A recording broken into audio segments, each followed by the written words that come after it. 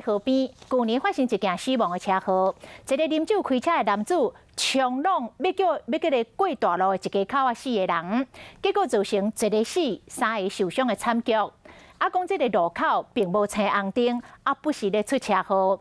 这件车祸发生的同时，高雄市政府讲会来设迄个用手来遥控的这个控制青红灯，但是到打过5个月咯，也是无动静。民众是真不满哦，讲这个市政府办事的效率是有够差。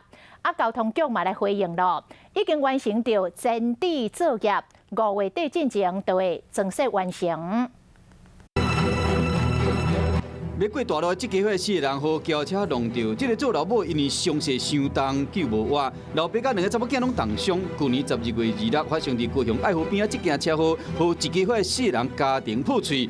地点伫高雄市前金区河东路甲国民街，这个路口9年来拢无交通号志。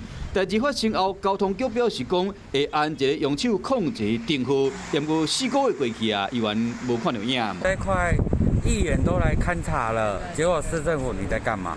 市长你在干嘛？我觉得他效率非常差，他说要装红绿灯，可是到现在都还没有任何的动作。民众咧批评讲效率有够歹，不过交通局回应讲拢有伫处理。那这个部分经过协调各相关的工程单位，那我们预计在5月4号进场来施作，5月17号完成设备的一个安装。那整个工程会在5月底前来完成。当时被撞的这家伙4个人，这个做老爸伤势真重，有插管。一个查某囝面重伤，一个是双脚断去。虽然讲爸仔囝3个人目前都已经出院，除了爱面对未来复健，心内创伤恐惊规世人嘛无法度复原。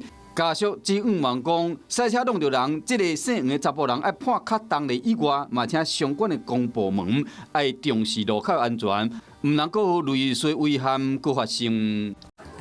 华视新闻看起来，赶快订阅我们的华视新闻 YouTube 频道，欢迎按赞、订阅、开启小铃铛，最新最及时的资讯要提供给你。